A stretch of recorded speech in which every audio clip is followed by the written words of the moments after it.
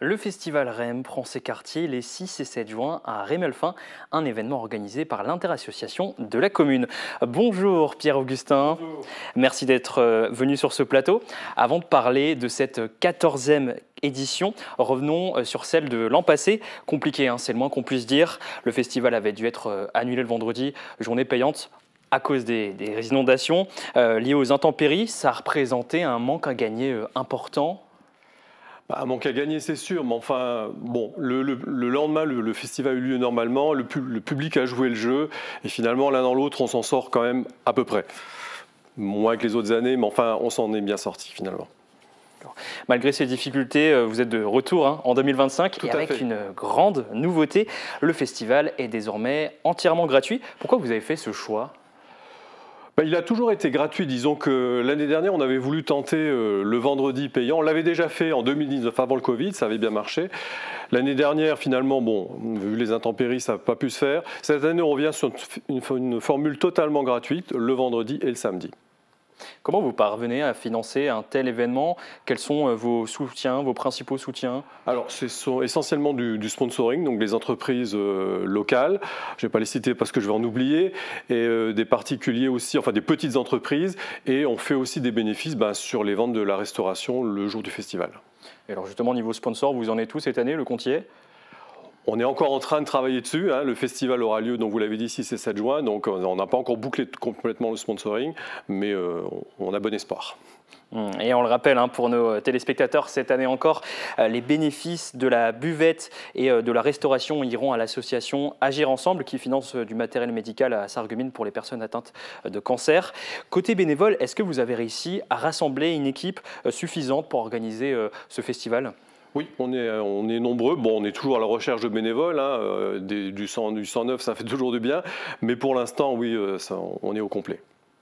Parlons maintenant d'un aspect plus réjouissant, la programmation.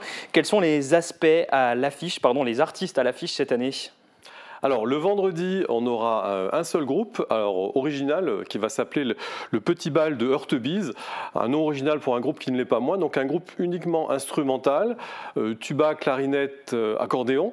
Donc ils vont déambuler le vendredi pendant le marché paysan et ils feront un petit concert également sous un petit chapiteau qu'on va leur monter. Donc des musiques un peu originales, des grands titres standards français, des bals musettes, des musiques des Balkans, du swing manouche, des choses comme ça. Donc finalement, il y en aura pour tout le monde, il y en aura pour tous les goûts? Il y en aura pour tous les goûts, absolument. Donc ça va mettre de l'ambiance au marché paysan qui a lieu tous les vendredis également. Comment vous choisissez les artistes qui viennent à ce festival ?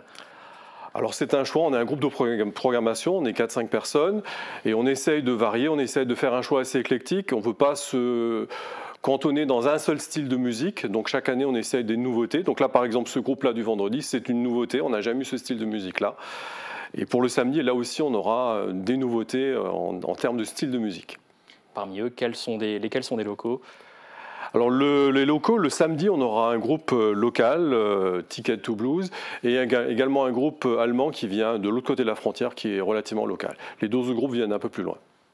Cette année, pas de scène pour le premier jour du festival samedi, mais un marché de producteurs locaux franco-allemands, le tout en musique avec le groupe du Petit Bal de Heurtebise qui déambulera parmi les stands.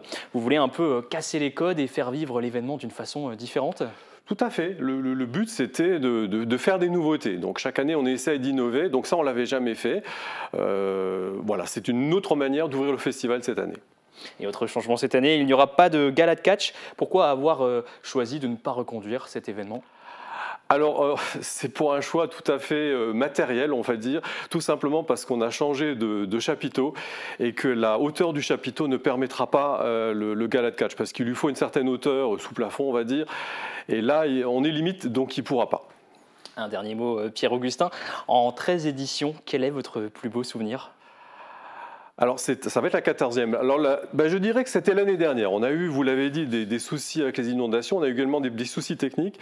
Et finalement, à un moment d'un souci technique, on a eu une coupure d'électricité. Le groupe qui jouait sur scène a fait un solo uniquement de batterie. Et ça a été un moment fantastique. Tout le monde était là, vraiment. C'était pas prévu, mais c'était un super moment. Vous êtes encore de créer de superbes moments pour cette édition 2025. Merci beaucoup d'avoir été avec nous pour parler des coulisses et de la programmation de ce festival. Rendez-vous donc les vendredis 6 et samedi 7 juin sur la place du Château à Rémelfin. Toutes les informations sont à retrouver sur festivalrem.eu. Restez avec nous sur Mosaïque Cristal. Dans un instant, un nouveau point sur l'actualité.